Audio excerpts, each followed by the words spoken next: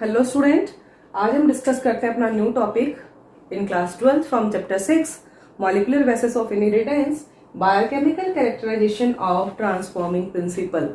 Griffith का experiment हमने इससे लास्ट लेक्चर में देखा था कि ग्रिफिथ ने अपना जो एक्सपेरिमेंट किया, उन्होंने माइस पे जो अपना एक्सपेरिमेंट किया था, तो उन्होंने ये कहा कि एस सेल जो होती है वो आर सेल में, आर स्ट्रेन बैक्टीरिया में कुछ ट्रांसफर करती है, बट उस जेनेटिक मटेरियल का उन्होंने कोई नेम नहीं दिया था कि डीएनए ट्रांसफर होता है या प्रोटीन कोड ट्रांसफर होता है। बस उन्होंने उसको ट्रांसफॉर्मिंग प्रिंसिपल नाम दे दिया कि एस आर स्ट्रेन जो माइक्रोब्स हैं या उनकी कॉलोनी थी, उसको एस स्ट्रेन में कन्वर्ट करने के लिए कुछ रेस्पॉन्सिबल है जो कि एस से आर में आते हैं और उसको एस में कन्वर्ट कर देते हैं। तो उसी ट्रांसफॉर्मिंग प्रिंसिपल को आगे डिटेल बताने के लिए कि उसका बायोकेमिकल कैरेक्टराइजेशन है क्या, कि ग्रिफिथ ने कह दिया कुछ ट्रांसफर हुआ, तो 1933 से 44 में 3 साइंटिस्ट आए, उन्होंने उसी एक्सपेरिमेंट को आगे प्रूव करने के लिए कोशिश की।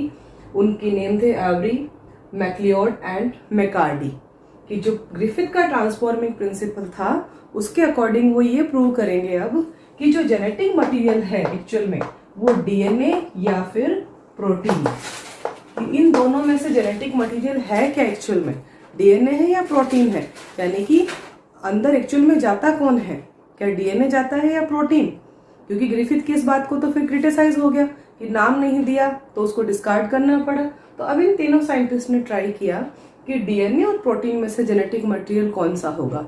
तो उन्होंने क्या किया कि एस सेल जो होती है वो आर को, यहाँ पर 2 ली थी ना ग्रिफिथ ने, एस स्ट्रेन और आर स्ट्रेन, तो उन्होंने कहा था इस आर का ट्रांसफॉर्मेशन करने के लिए कौन रेस्पॉन्सिबल है, यानी जिसका रफ कोट था, स्मूथ कोट नहीं था, उसको एस स्ट्रेन में ट्रांसफॉर्म करने के लिए, ट्रांसफॉर्मेशन लाने के लिए इन दोनों में से कौन रेस्पॉन्सिबल होगा, या आरएनए में से कौन रेस्पॉन्सिबल होगा।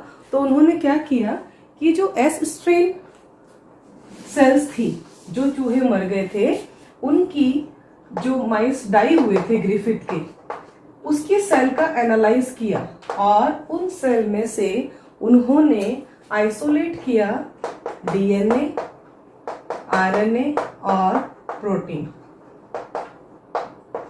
इन तीनों को 1 बाय 1 ये जो आर स्ट्रेन सेल्स है उसमें ट्रांसफर करेंगे और ये देखेंगे कि एक्चुअल में ट्रांसफॉर्मेशन जो आता है वो किस कारण से आता है।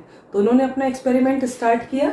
यहाँ पर जो आर स्ट्रेन सेल्स थी, या आर स्ट्रेन बैक्टीरिया की जो कॉलोनी है, उनमें सबसे पहले इन्होंने प्रोटीन इंसर्ट किया।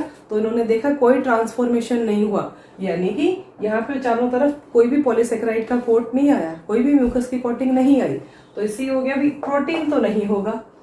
फिर इन्होंने आरएनए को शिफ्ट किया, ट्रांसफर किया, लेकिन इसने कोई ट्रांसफॉर्मेशन नहीं दिखाया, तो ये भी हो गया कि आरएनए पे जेनेटिक मटेरियल नहीं है। लेकिन जैसे ही इन्होंने डीएनए इसके अंदर इंजेक्ट किया या इंसर्ट किया, तो इन्होंने देखा कि इसके चारों तरफ एक पॉलीसेकेराइड की कोट आ जाती है, एक म्यूकस की कोट आ जाती है। मींस कि जो आर है वो ट्रांसफॉर्म हो जाती है एस में, और उस वक्त ये प्रूव करने की कोशिश की कि जो डीएनए है वो ही जेनेटिक मटेरियल है। बट इतना करने के बाद भी इन्होंने एक इसका क्रॉस एक्सपेरिमेंट और किया कि ये जो ट्रांसफॉर्मेशन सेल हुई थी, इसके अंदर वापस उन्होंने अलग अलग तरह के एंजाइम डाल के देखे और अपने रिजल्ट को और भी वेरीफाई किया। तो उसके लिए इन्होंने क्या किया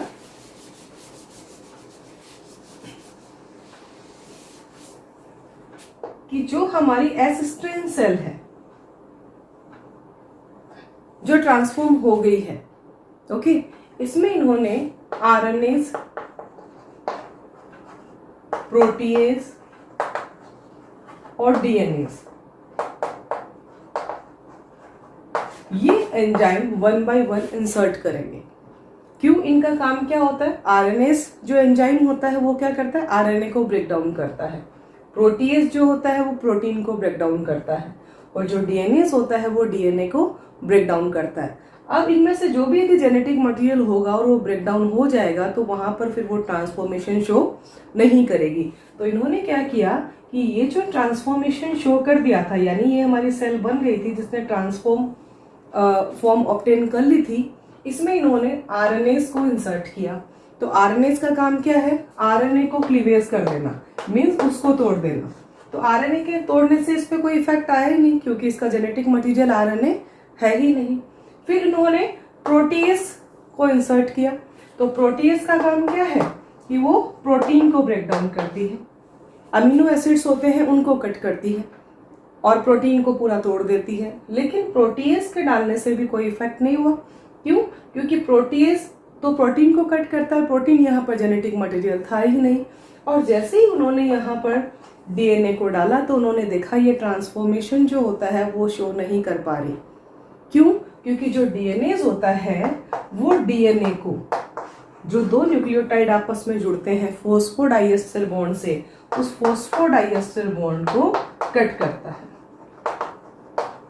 डीएनए का काम होता है फॉस्फोडाइएस्टर बॉन्ड को कट कर देना। अब ये फॉस्फोडाइएस्टर बॉन्ड को कट करता है तो ऑब्वियस है न्यूक्लियोटाइड चेन आपस में ब्रेक हो जाती है, और न्यूक्लियोटाइड चेन ब्रेक होती है तो डीएनए भी नहीं रह पाता।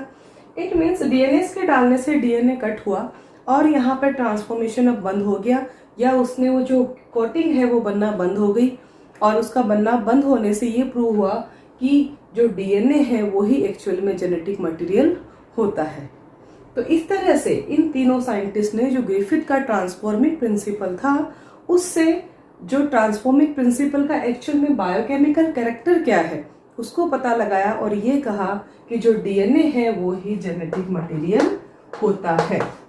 तो यहाँ पर ये तीनों प्रूव कर चुके थे कि डीएनए जेनेटिक मटेरियल है, लेकिन फिर भी इन्होंने जो दूसरे साइंटिस्ट हैं उन्होंने इसको एक्सेप्ट नहीं किया कि आप लोगों ने कोई वेल प्रूफ नहीं दिया है।